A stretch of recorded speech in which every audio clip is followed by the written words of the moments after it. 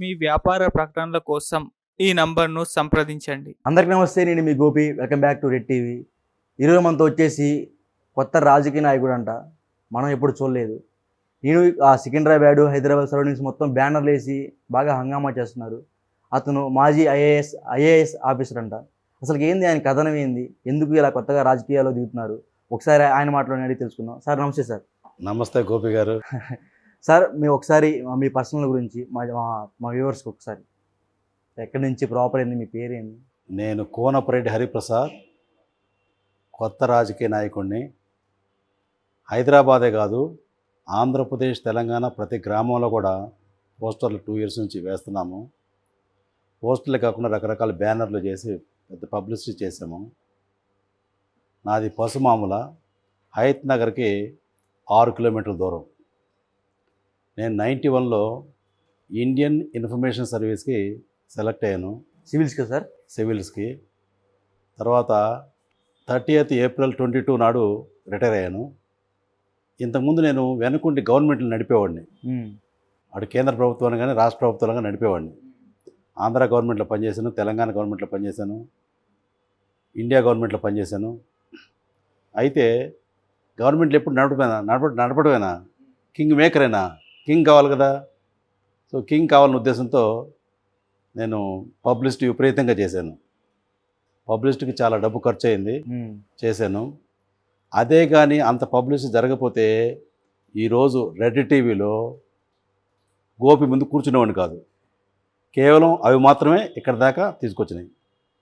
So ఈ రకంగా నాకంటూ ఒక కాన్సెప్ట్ ఉంది, ఇండియాని ఎట్లా తీసుకోవాలనేది. 85 సంవత్సరాల ముస్లిం కూడా ఫ్యాన్ కింద కూర్చొని హాయిగా తిని పడుకొని కూర్చొని లైఫ్ ఎంజాయ్ చేయాలి. లైఫ్ అంటే, జీవితం అంటే not just human, not just animal existence. Human life with డిగ్నిటీతో ఉండాలి హ్యూమన్ లైఫ్. సో అది నేను కోరుకుంటాను.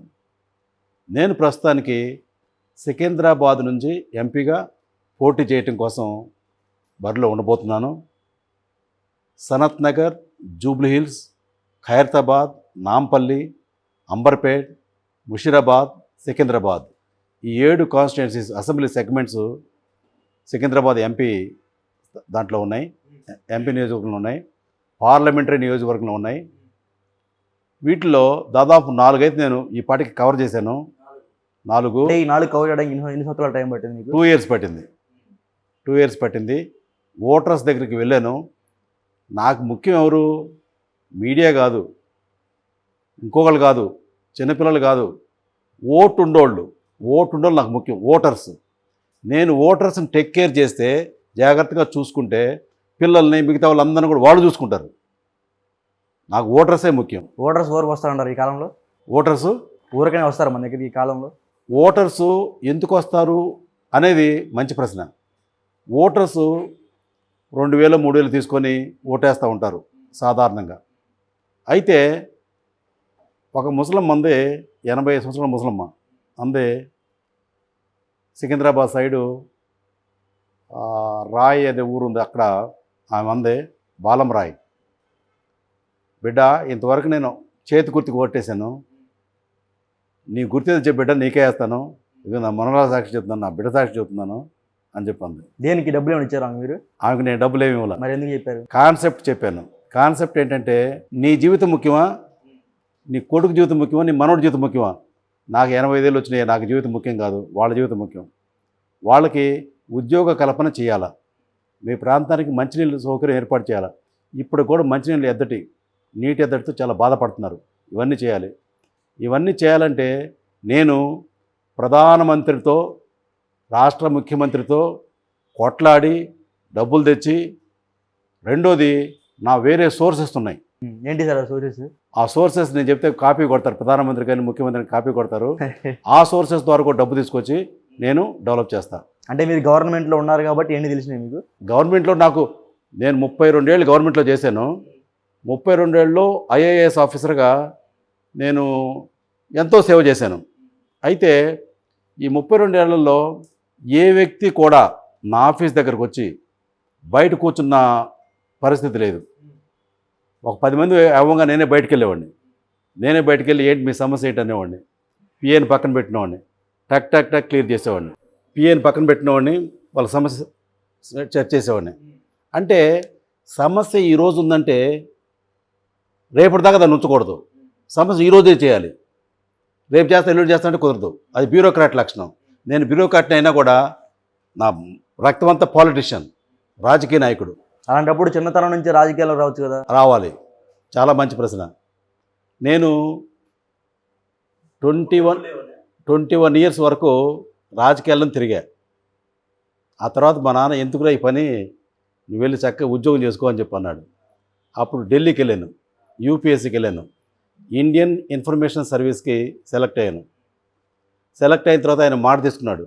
ఏమని, నువ్వు మామూలుగా రిటైర్ అయ్యే వరకు మధ్యలో మానుకోవద్దు ఉద్యోగం అని చెప్పి అన్నాడు. ఆయనకి ఇచ్చిన మాట కోసం ఏప్రిల్ 30, 22 వరకు నేను ఉద్యోగం చేయాల్సి వచ్చిందన్నమాట. నార్మల్గా రిటైర్ అయ్యే వరకు చేశాను అనమాట. లేకపోతే ఎప్పుడో వదిలేసి ఎన్నో చేసేవాడిని. నాకు స్థానికంగా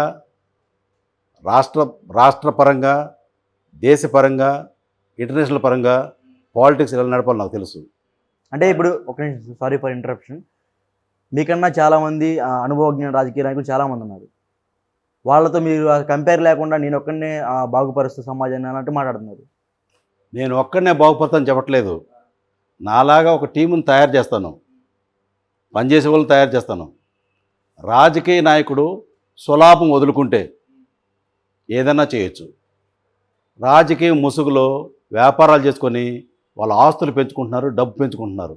ప్రస్తుత రాజకీయ నాయకులు చేసే పని అది. రేపు వద్దని మీరు ఎంపీగా అయితే మీరు దోచుకోరా? నేను ఎప్పుడు చేయను ఆ పని. దోచుకోననే మాట నేను చెప్పడం కాదు, ఎప్పుడు ఆ పని చేయను. ఎందుకంటే ప్రజల కోసం పనిచేయాలి. అంటే ఇప్పుడు ప్రజలు అనేది ఒక బ్రహ్మ పదార్థం, మీరు అది వాడుతున్నారు ఎక్కువ. ఎంపీ కానీ ఎమ్మెల్యే కానీ ఎవరైనా సరే కంటెస్ట్ చేసి గెలిచిన తర్వాత ప్రజలను అందరూ మర్చిపోతూ ఉంటారు. వాళ్ళ ధ్యాస మొత్తం మనం డబ్బు ఎలా సంపాదించాలి, ఎలా మనం దండుకోవాలి జనాల దగ్గర నుంచి. అదే విధంగా ఉన్నారు. అందుకని నేను చెప్పేది, కొత్త రాజకీయ నాయకుడిగా నేను చేసేది ఏంటంటే డబ్బు సంపాదించడం అనేది ఉండదు. ఈరోజు రెడ్ టీవీకి క్లియర్గా చెప్తున్నాను, ముఖాముఖి చెప్తున్నాను, డబ్బు సంపాదించడం ఉండదు. ఏ డబ్బు వచ్చినా కూడా ప్రజల యొక్క సేవకు ఉపయోగిస్తాం. సేవ అంటే ఇండివిజువల్ ఒక్కడికే బెనిఫిట్ అవ్వటం కాదు, 100 మందికో 200 మందికో ఆ కమ్యూనిటీకి బెనిఫిట్ అవ్వాలి. రోడ్ లైటింగ్ కానీ, నీళ్లు ఇవ్వటం కానీ కమ్యూనిటీ బెనిఫిట్ అవ్వాలి. సింగిల్ పర్సన్కి బెనిఫిట్ అయ్యే పాలిటిక్స్ మేము చేయం. సింగిల్ పర్సన్కి తప్పనిసరి పరిస్థితి అన్నప్పుడు సింగిల్ పర్సన్ కూడా హెల్ప్ చేయాల్సి వస్తుంది. ఫర్ ఎగ్జాంపుల్, ఎక్కడో అస్సాంలో పనిచేస్తున్న మనిషి హైదరాబాద్ ట్రాన్స్ఫర్ కావాలన్నాడు. అలాంటప్పుడు ఆ మనిషికి సహాయం చేయక తప్పదు. అలాంటి తప్పితే కమ్యూనిటీకి సహాయం చేయాలి, కమ్యూనిటీకి తప్పకుండా సహాయం చేయాలి.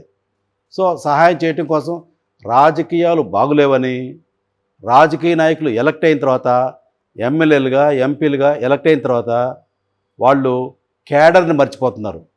ఇప్పుడు నా క్యాడర్ ఎంత పెద్ద క్యాడర్ అంటే క్యాడర్ అంతా మీకు తీసుకొని పరిచయం చేస్తాను, వేలల్లో పరిచయం చేస్తాను క్యాడర్ని. వాళ్ళందరూ ఏమంటున్నారు, అందరూ మర్చిపోయారు సార్ అంటున్నారు. మిమ్మల్ని మర్చిపోయారా? క్యాడర్ని మర్చిపోయారు. అజారుద్దీన్ వచ్చాడు సార్, వచ్చి క్యాడర్ మర్చిపోయి వెళ్ళిపోయాడు సార్, ఎటు వెళ్ళిపోయాడు తెలియదు సార్, ఆయన చేరుకోవడం మా వల్ల కావట్లేదు అని చెప్పన్నారు. ఈ రకంగా చాలామంది పేర్లు చెప్పుకుంటూ వచ్చారు. అయితే క్యాడర్ని మర్చిపోవడం రాజకీయ నాయకుడికి మంచి లక్షణం కాదు. క్యాడర్ని గుర్తుపెట్టుకోవాలి. క్యాడర్ని మర్చిపోతే ఓటర్స్ని మర్చిపోయినట్లు లెక్క.